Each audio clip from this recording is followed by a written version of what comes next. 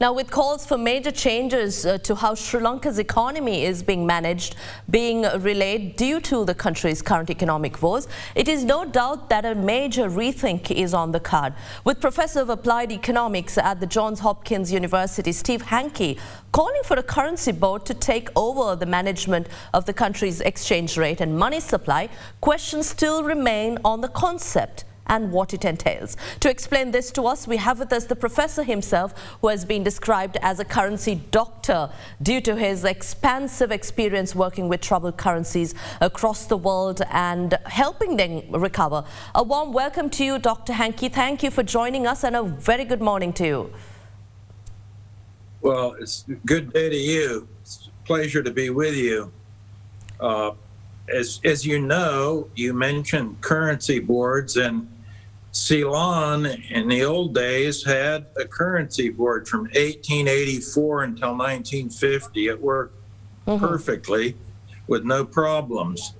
It's just what you need now. I measure the inflation rate very accurately in Sri Lanka every day, and today the inflation rate is 55% per year.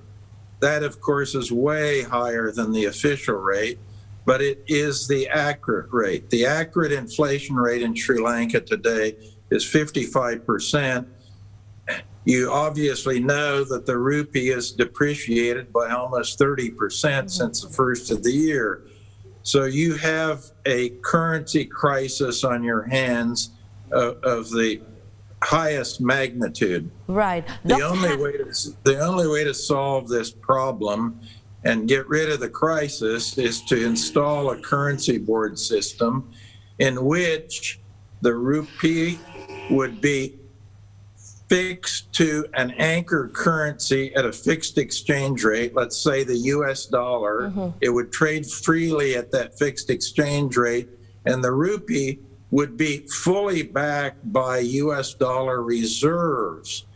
That would be the elements of a currency board, and then the rupee would be a clone of the US dollar. It would be just as good as the US dollar. Yes, Dr. Hanke, if I may stop interrupt immediately, and the problem you're facing would be resolved. Right. Dr. Hanke, if I may interrupt you, you're explaining to us about how we should go about it, but what exactly is a currency board, and what factors of the economy led you to suggest this to the Sri Lankan economy? If you can give us an understanding of how that works.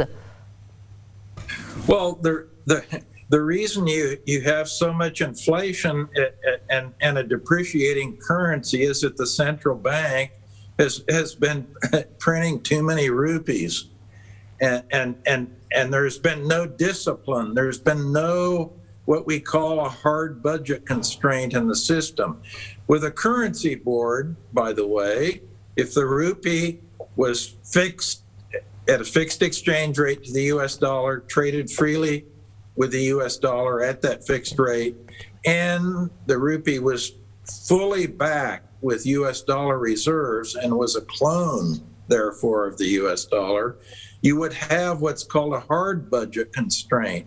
Because in that case, the central bank, which would become a currency board, could not extend credit to the government. And that's the problem. The central bank is extending credit. There's no hard budget constraint on the fiscal affairs in Sri Lanka. You have to put the government in a and politicians in a straitjacket so that they can't destroy the economy, can't create inflation, and can't destroy the currency. That's the problem. But why would you need a hard budget constraint, and as long as you have a central bank that can extend credit to the fiscal authorities, you don't have a hard budget constraint. You have no discipline, no authority.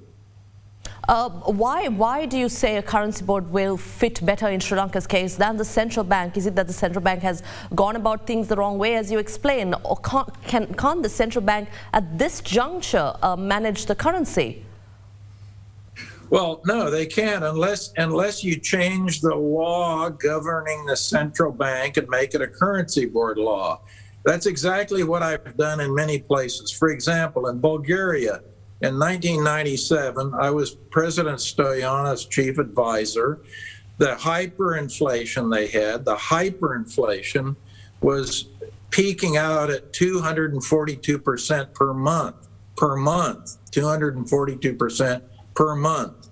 And we put a currency board in, we changed the central bank law so that it became a currency board. The Bulgarian National Bank, since July of 1997, has been operating as a currency board, been operating beautifully, low inflation, the second lowest debt to GDP ratio of any country in the European Union is Bulgaria because of the currency board. We smashed inflation within 30 days. So you're saying it is a success. It is a success, and there are success stories. Is that what you're saying? There are only success stories. There have been over 70 currency boards. None of them have ever failed. So it must work, and it does work. It even included, by the way, a famous currency board that John Maynard Keynes, the famous British economist, set up in 1918 in North Russia during the Civil War in North Russia. And that worked perfectly even during the Civil War. So there are no cases of failure. These are designed as fail-safe, no failure. And they do have the ability to put a hard budget constraint in the system that makes it impossible for the monetary authorities and the fiscal authorities to create inflation and destroy currencies. Professor Hanke, you do say that the balance of payments crisis in Sri Lanka and the fuel price shortages, the price hikes and the shortages within the country are sinking the Sri Lankan economy. But as we speak, the political authority as well as economists, academics are coming together in discussion to figure out solutions. In your view, can Sri Lanka peg its economy to a country such as the United States and survive considering the global uncertainties these days? Of course. The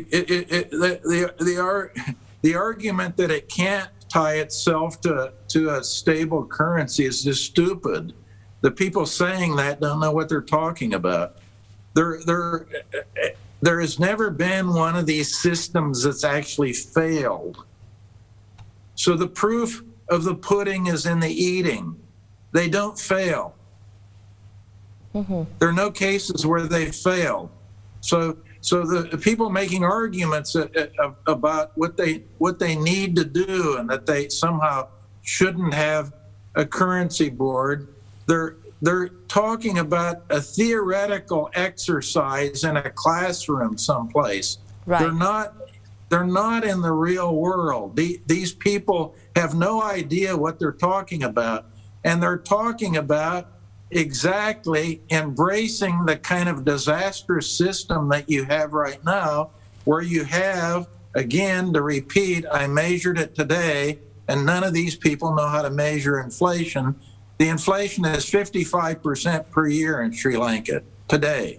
That's what it is. Right. Thank you very much, Professor Hanke, for your time with us live on AdaDerana 24, joining us from there.